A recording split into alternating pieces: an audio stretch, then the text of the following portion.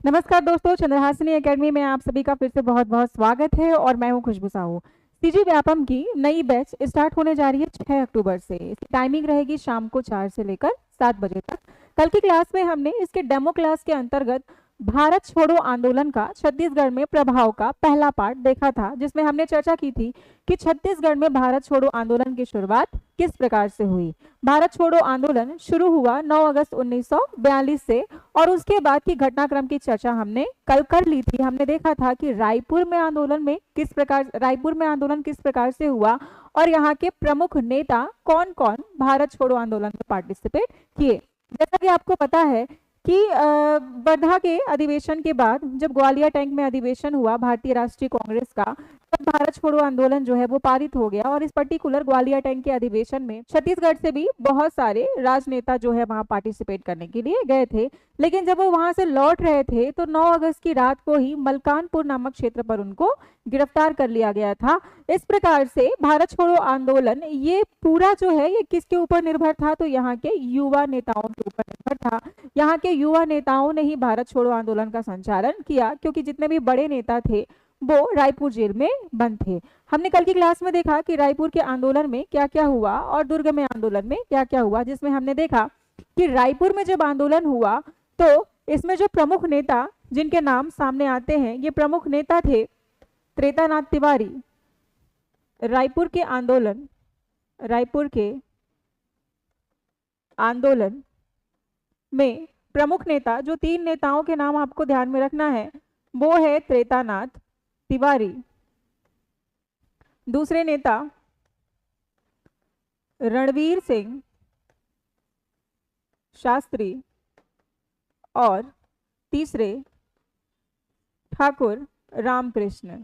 कौन? तो ठाकुर रामकृष्ण।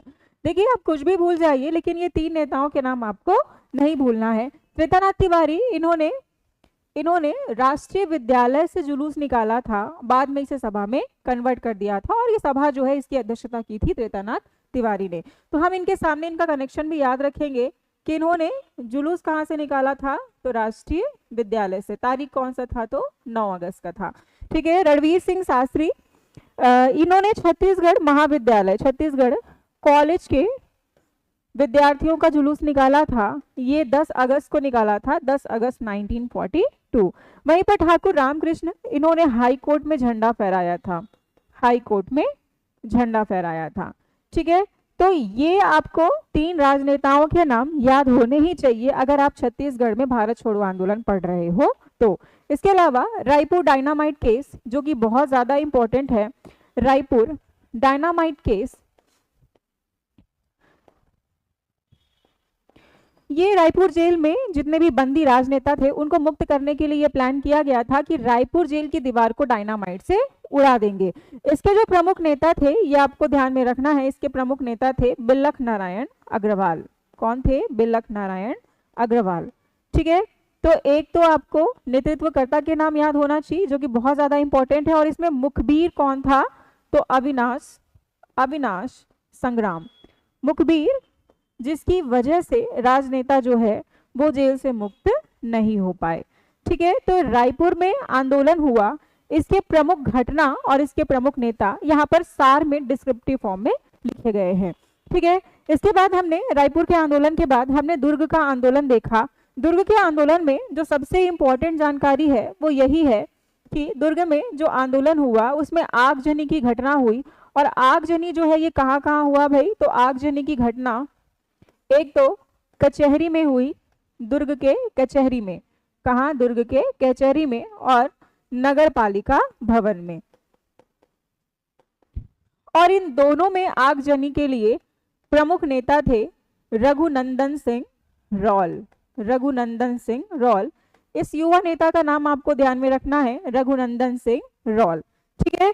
मैंने आपको कल बताया था याद करने के लिए कि कचहरी का हरा याद रखना। इससे आप ध्यान रख सकते हो कि रघुनंदन सिंह रॉल के सहयोगी कौन थे, तो हरी से मोती कैसा है, हरी है। मैंने आपको याद करने के लिए बताया था।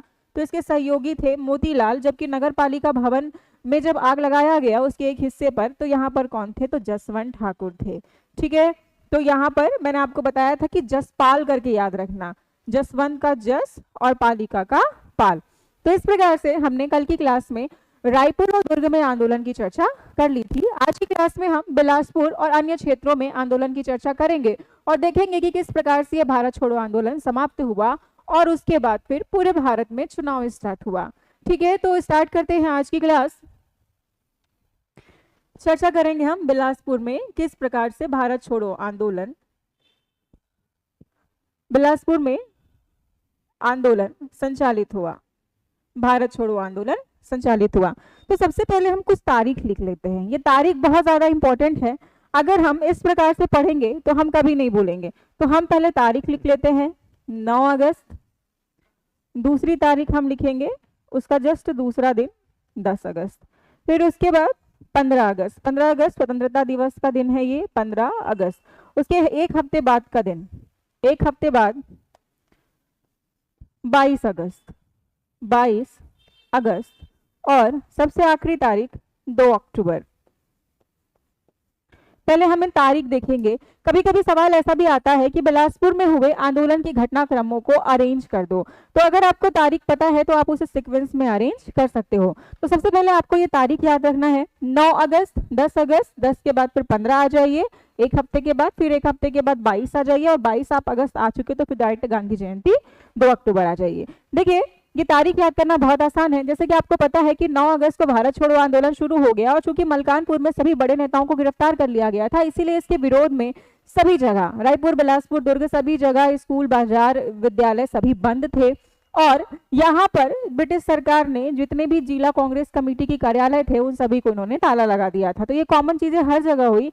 इसके अलावा क्या हुआ, तो 9 अगस्त को बिलासपुर के गांधी चौक में, बिलासपुर के गांधी चौक में सभा आयोजित की गई। क्या आयोजित की गई, सभा आयोजित की गई, जिसका नेतृत्व किया था हर नारायण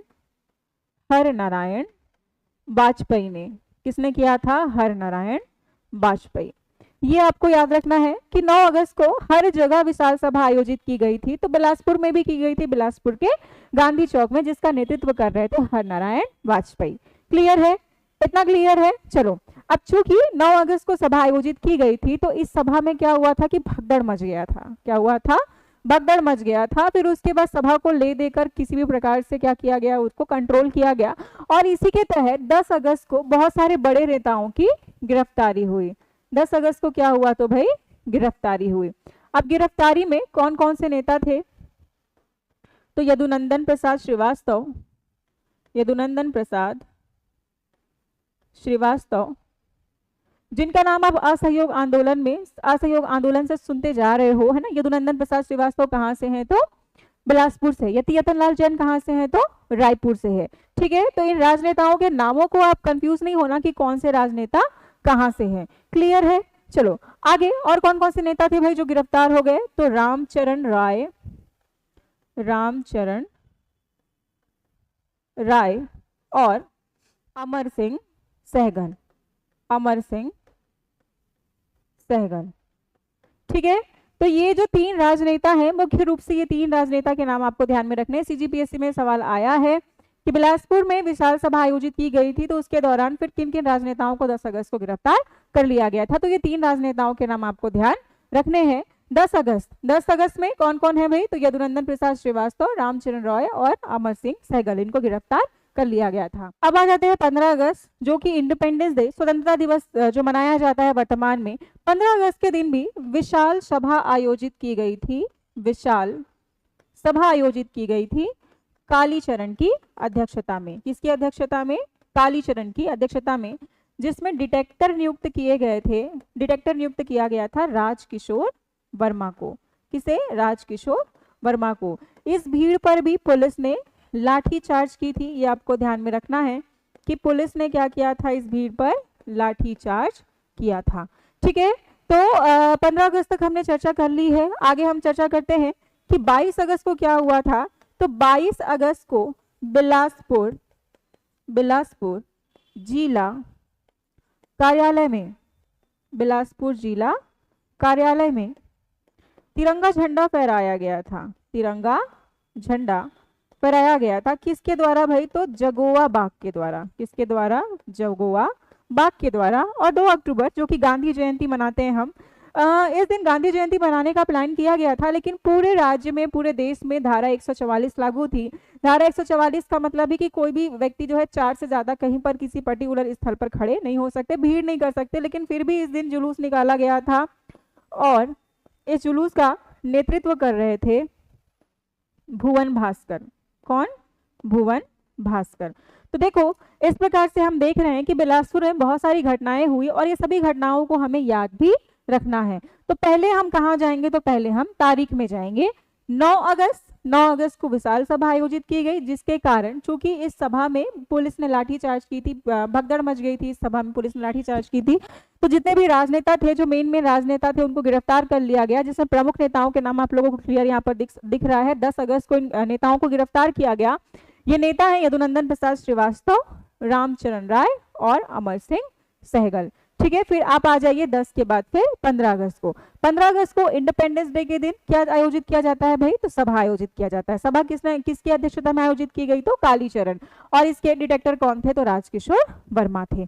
ठीक है, 22 अगस्त को बिलासपुर जिला कार्यालय में तिरंगा झंडा फहराया गया जगोआ बाग के द्वारा। और 2 अक्टूबर को जुलूस निकाला गया भुवन भास्कर के नेतृत्व में। ये कुल 5 इंसिडेंट्स, इनसे संबंधित नेता और तारीख आपको ध्यान में रखना है। अब याद करने का तरीका देख लो। अच्छा भाई, 2 अक्टूबर को गांधी जयंती मनाया जाता है कि नहीं मनाया जाता है? मनाया जाता है। गांधी जो है, भुवन से याद रखना कि वो बिल्कुल भूमि पर पैदल चल के लोगों को जन आंदोलन करने के लिए उन्होंने प्रोत्साहित किया था।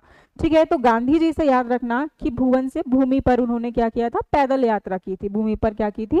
पैदल यात्रा। तो ऐसे आपको ये भुवन या नाम याद हो सकता है। ठीक है, 22 अगस्त को तिरंगा झंडा फहराया गया था। तिरंगे झंडे से याद रखना कि देखो भाई, तिरंगा झंडा हमेशा हाइट में फहराया जाता है, और अगर बाघ, आप ये ऐसे कनेक्ट करके याद रखना कि बाघ बहुत हाइट तक कूद सकता है। ठीक है, तो इस प्रकार से जगोआ बाग को आपको ध्यान में रखना है। ठीक है, 15 अगस्त को क्या हुआ था भाई? तो विशाल सभा आयोजित की गई थी और कालीचरण इसकी अध्यक्षता कर रहे थे।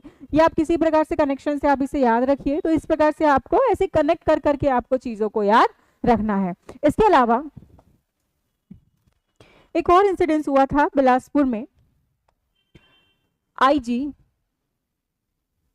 जठार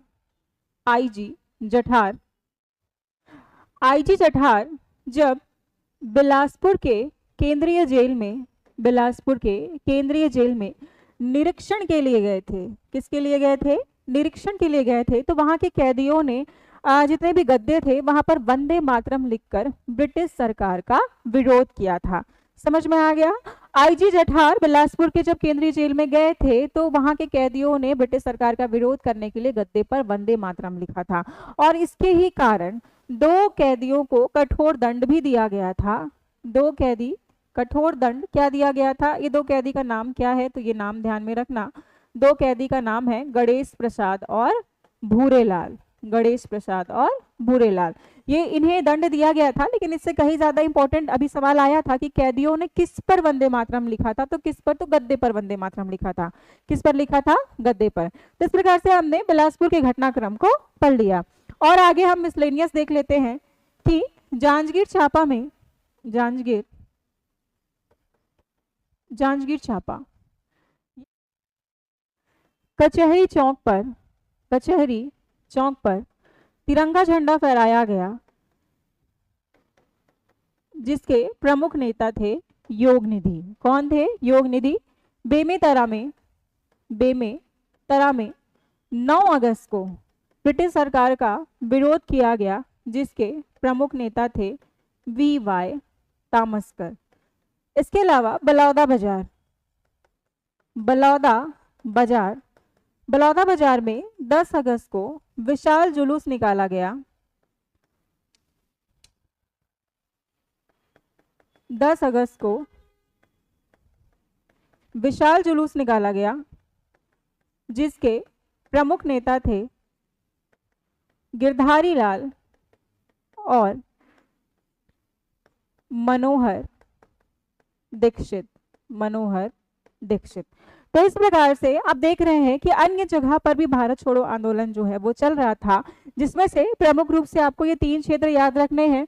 जांजगीर चांपा, बेमेतरा और बलौदा बाजार। ठीक है, जांजगीर चांपा में योग निधि, बेमेतरा में वीवाई तामस्कर, ये दुर्ग से है वीवाई तामस्कर, तो बेमेतरा पहले दुर्ग का ही पार्ट था। ठीक है, और बलौदा बाजार में क्या हुआ, जुलूस निकाला गया गिरधारी लाल और मनोहर दीक्षित के नेतृत्व में। तो इस प्रकार से हमने भारत छोड़ो आंदोलन के तहत छत्तीसगढ़ में कहां कहां कैसे कैसे आंदोलन को संचालित किया गया, इसकी चर्चा हमने कर ली। इसके बाद ये देखिए, ये जो भारत छोड़ो आंदोलन है ये 1942 में स्टार्ट हुआ था और ये धीरे धीरे समाप्ति की कगार पर आया। इसको एक्चुअल पर्टिकुलर डेट नहीं है जहां पर घोषणा की गई हो कि भारत छोड़ो आंदोलन जो है वो समाप्त हुआ, ऐसा कुछ नहीं हुआ था। हुआ ये था कि 1945 में जितने भी राजबंदी थे, जितने भी कैदी थे, है ना, उन सभी को ब्रिटिश सरकार ने रिहा कर दिया था। 1945 में गांधी जी को भी रिहा कर दिया गया था। मध्य प्रांत से पंडित रविशंकर शुक्ल को भी शिमला समझौता के तहत इन्हें भी रिहा कर दिया गया था 1945। पंडित रविशंकर शुक्ल को भी रिहा कर दिया गया था। इस प्रकार से सारे राजबंदियों को 1945 में जेल से रिहा कर दिया गया था। इसे समझ में ही आ रहा था कि अब ब्रिटिश सरकार को यहाँ से जाना ही होगा। भारत सरकार के द्वारा या भारत के कांग्रेस के द्वारा या भारत के लोगों के द्वारा ब्रिटिश सरकार को इस देश को छोड़ने के लिए दबाव बहुत ज्यादा हो चुका था। उन्होंने सारे राजबंदियों को रिहा कर दिया और उसके बाद फिर उन्होंने चुनाव की घोषणा की। 1946 में विधानमंडल के गठन हेतु प्रांतों का चुनाव हुआ। प्रांतों में चुनाव हुआ और मध्य प्रांत से इस प्रांतों के चुनाव में मध्य प्रांत विधानमंडल के 122 सीटों में से 122 सीटों में 84 सीट हुई कांग्रेस की। 84 सीट में जीत किसकी हुई, तो कांग्रेस की जीत हुई। 1946 में क्या हुआ, तो भाई विधानमंडल के निर्माण हेतु चुनाव हुआ। क्या हुआ, चुनाव हुआ। ठीक है, जिसमें मध्य प्रांत में टोटल 122 सीटें थी, जिसमें कांग्रेस को जीत कितने में मिली, तो 84 को जीत मिली। और इस प्रकार से मध्य प्रांत के मुख्यमंत्री बने पंडित रविशंकर शुक्ल। ये दूसरी बार मुख्यमंत्री बने थे, ध्यान में रखना, पंडित रविशंकर शुक्ल। गृह मंत्री द्वारिका प्रसाद मिश्र।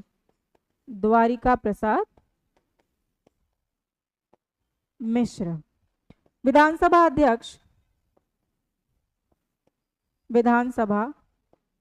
अध्यक्ष घनश्याम सिंह गुप्त और संसदीय सचिव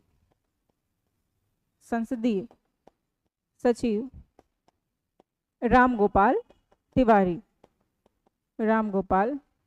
तिवारी। इस प्रकार से ये प्रमुख जो मंत्री थे, इनके नाम भी आपको ध्यान में रखना है कि कौन से राजनेता कौन से पद पर थे, है ना। तो इस प्रकार से आपको ये सारी चीजें ध्यान में रखनी है। तो आज की क्लास यहीं पर समाप्त होती है। भारत छोड़ो आंदोलन हमने देखा। अगर आपने इस पर्टिकुलर दोनों क्लास को अटेंड किए हो तो इस टॉपिक से रिलेटेड आपको सारे सवाल बन जाएंगे। तो सीजी व्यापम की ऐसी ही तैयारी करना। हमारे यूट्यूब चैनल पे सीजी व्यापम की हर दिन आपको डेमो लेक्चर प्रोवाइड होंगे। सीजी व्यापम की नई बैच स्टार्ट हो रही है 6 अक्टूबर से। तो हमारे साथ जुड़कर सीजी व्यापम की तैयारी करने के लिए आप हमें ऑफलाइन और ऑनलाइन दोनों मोड पर आप हमारे साथ जुड़कर इसकी तैयारी कर सकते हो। Thank you.